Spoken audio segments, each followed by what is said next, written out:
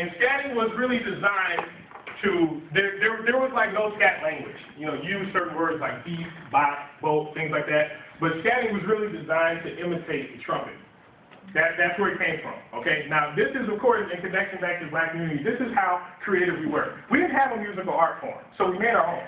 And then we kept adding to that, you know, we kept adding to that element. And so when you scat, oftentimes the trumpet players would scat because they would try to imitate their trumpet. So, you know, if I was a trumpet player and I go,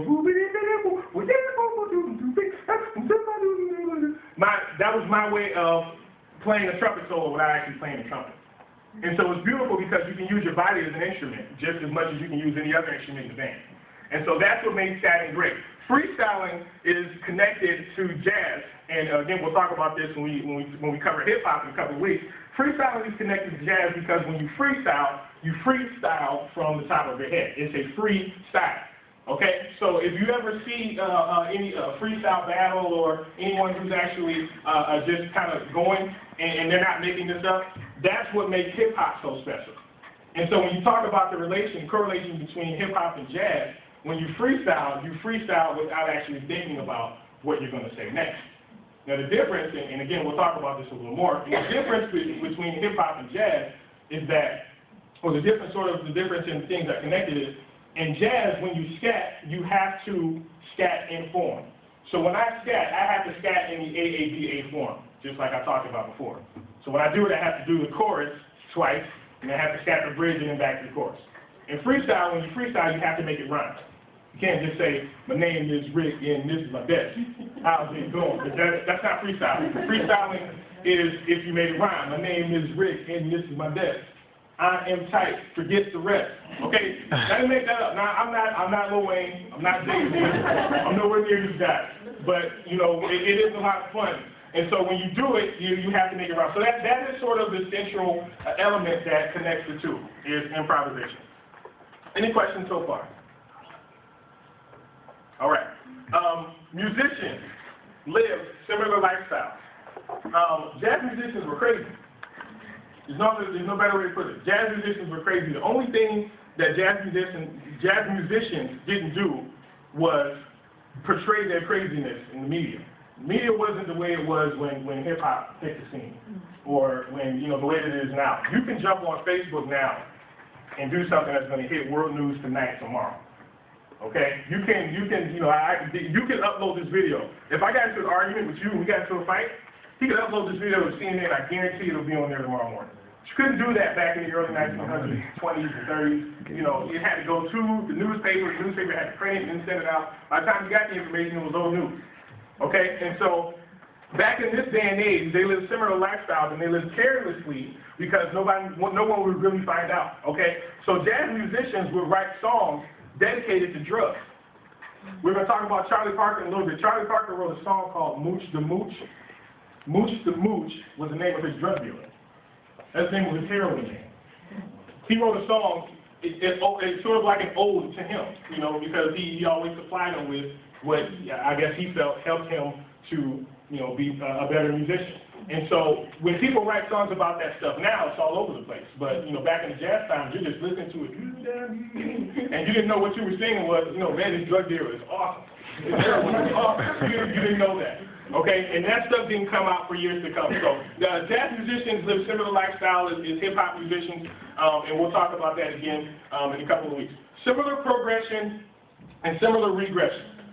Jazz went through a very, very heavy incline and a very, very heavy decline. When jazz music was sort of coming up in the world, everybody wanted to be a part of it. Black and white. Everybody jumped on the board. It was an American musical art form. Everybody loved it. Then it hit the peak, and R&B showed up, and nobody cared. Nobody cared about jazz music. I mean, for a second, you went from Miles Davis playing Carnegie Hall, then Frank Sinatra hit the scene and started singing with big band, and nobody cared about the big band. And so from there, it sort of went on a steady decline until it ended in modern jazz, which we'll talk about in a little bit. So it has similar progression and regression. So let's talk a little bit about jazz history. Jazz was born in New Orleans in the early 1900s. And we talked a little bit about this a few moments ago, but New Orleans was a place where you celebrated everything. You celebrated everything. What have you guys been talking about New Orleans so far? What have you been discussing? I have a really great documentary about the Tremaine and from the history of that community, particularly civil rights, sort of birthing area, and also Reconstruction and some of the impacts that sort of led to this. So this is great because it fits in. And then, of course, for the rest of the next few weeks, we'll also be talking more about community and then Trina. Okay, good. In New Orleans, was sort of the docking port for America at the time. And a lot of Americans came through New Orleans, came to New York, and French came in and procreated with African Americans and made Creole. And so at the time, if you had one drop of black blood in you, you were considered black. So if your second cousin, third removed from your mama's side was black, you'd be a black American. And people treated you as such. Don't let anybody find out you had some black in you. Whatever privileges you had will be gone, okay? And you would be considered one of the African Americans. And so when Creoles came, that was sort of like the mixed race at the time. And there are still Creoles, who live in the world, but I don't think many people refer to themselves as that as much as they used to. But the black and the French procreated and made a sort of Creole. Creole music sort of intertwined with blues, okay? And the blues is just what it's called. When you were feeling blue, you sang a song about it. A lot of people started to sing the blues because America was, again, a tough, racist society at the time. And so people made up the blues, and they would improv what they were feeling the same way that you would improv a solo, all right? So if you had a rough day at work, you'd be like, my day was rough. Oh, man, it was rough. My woman wouldn't give me none. I don't even like myself. And like, it's kind of funny, but that's what people were really sing about. They sing about the troubles of the world. And those troubles of the world sort of turned into jazz. So you had like Creole jazz, Creole blues, black jazz, white jazz, you had it all, but it started in New Orleans. And so it derived, again, from Negro spirituals and early blues progressions. It soon became ragtime. Now, ragtime was the very syncopated, very down to the very last note music that I was telling you about before. Everything in ragtime was written.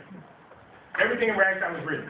Ragtime was sort of the popular music, okay? In every wave of musical history, there's a popular music form. There's a form that's not so popular, all right? What the popular music now seems to be kind of techno, you know, the new pop stars that are out. Everybody's doing like the auto-tune thing. Everybody's doing the techno stuff, you know. Everybody's having that house beat. That's what like the popular music. Turn on Kiss FM. I guarantee you 1 out of every 3 songs has a beat like that right now. Okay? That was ragtime, you know, over 100 years ago. Whenever you went to a dance hall or a club, or whenever you turned on, you know, whatever media that I don't think. And they really didn't use radio that much, but whenever you heard music, whenever you heard ragtime or music, you would hear ragtime. Okay? And a lot of the early musicians kind of gravitated toward this because it was the music that paid. So people went from singing blues to playing ragtime because that was the only type of music that could find work. So instead of singing about how sorry you were, you actually went out and made some money. And again, you know, as I talked about before, in every musical era, the popular music is the one that makes people dance, and that's the one with the most money. Dance music will always make money in music, will always. The music that you play at parties is the music that will always make the most money. There are so many areas of jazz that you never hear. There are so many areas of hip-hop that you will never hear, because what's on the radio is what's going to make you get out your seat, and that's what's going to make you pay to hear it. Okay, and so ragtime was one of the first forms of jazz to do that. Parades were the first gigs. Who knows what a gig is? Yes. My paid job, bro. A gig is a paid job. Okay, musicians use the term gig because that is sort of the short way of saying I'm getting paid to play my music. And so parades were some of the gigs. And people really couldn't find work. You know, there were no jazz clubs at the time. There were no areas at the time where you could just go and hear jazz music. So what happened was you would hear them in parades. Parades were commonplace in New Orleans. They threw them almost anything, every day. A famous politician died. They played the mournful music. They played to the cemetery. They bury him, and then they shout all the way back. When the Saints go marching in, that's what they play. And then they have a parade for that guy. So if I pass away today, they have a parade for me for my funeral, and one for you if you pass away the very next day. And so you never knew, you kind of even lost sight, you know, some of the early jazz books say you kind of lost sight of what the parades were for, but you knew you'd hear some good music.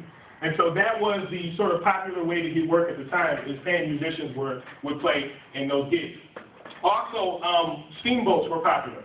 They have steamboat parties, and so people would gather on the steamboat and get together for drinks and have fun. That was sort of like almost like the popular tavern at the time.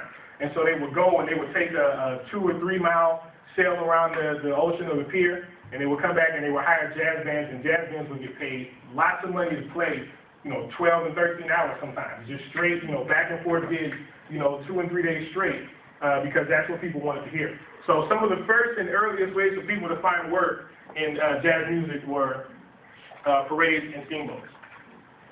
Some of the early jazz pioneers were Big Peter Beck, trumpet player Sidney Bechet, who played the clarinet, King Oliver, who played the trumpet, and Freddie Kepper.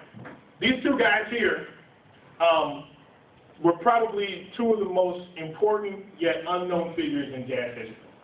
It's a shame how much respect they don't receive. King Oliver, everybody heard of Louis Armstrong? King Oliver was Louis Armstrong's idol. He was his idol. Louis Armstrong worshipped King Oliver. Anytime he picked up a trumpet, he tried to sound like King Oliver. And so King Oliver was a big jazz musician at the time. And this is a short story about Louis Armstrong. King Oliver comes to Chicago, and Louis was really just kind of starting out. You know, Louis Armstrong was a troubled kid. Okay, his parents, I think his father was walked out on him when he was 3, and then his mom started to become a working girl in order to support him and his brothers and sisters. So when Louis was 13, he was outside, and he shot a revolver in the air for New Year's. He was having some fun with his friends. So the police got him, beat him up and arrested him, sent him off to the boys' home. When he was at the boys' home, he picked up a trumpet for the first time. And when he came back with an entire band. Started a band in the boys' home. And they came back to his old neighborhood and played, and he just blew the entire Chicago neighborhood away at the time.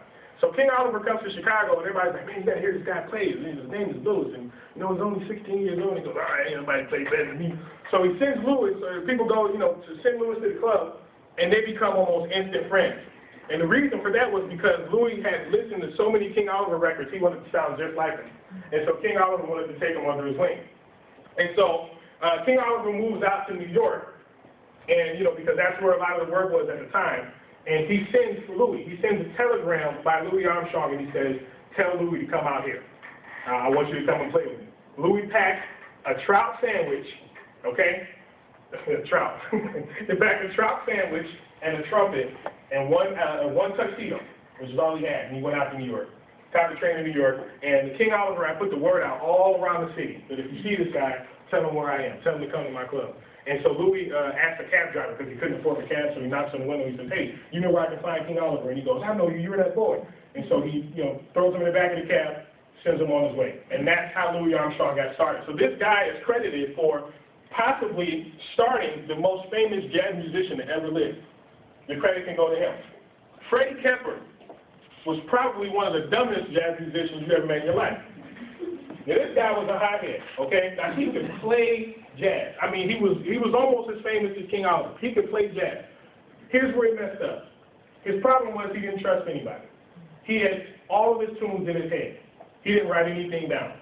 He didn't trust anybody because he thought people were going to steal his music. And so he was so popular, and everybody loved him so much, he was almost like Scarface. And Scarface didn't trust anybody. If you ever watch the movie, watch the movie closely. You don't just watch the last scene that everybody likes. Scarface didn't trust anybody. That's how his empire fell. It's exactly what happened to Freddie Kepper. Freddie Kepper passed up the chance to be the first recorded jazz musician. He passed up the chance to be the first recorded jazz musician. A record label came up to him and asked him to record for jazz. And there was no jazz recording, ever. Nobody had ever done it. In fact, the label didn't even want to take the risk, but they wanted to take it with Freddie because he was so popular. Freddie thought about it for 2 days and said, you know what, I'm afraid people are going to steal my stuff, so I don't want to do it. And so Freddie Kepper passed up the chance to do that. The first recording jazz band was the original Dixieland Jazz Band. So Freddie Kepper, an African-American playing African-American music, passed up the chance to a white band to be the first recorded jazz band.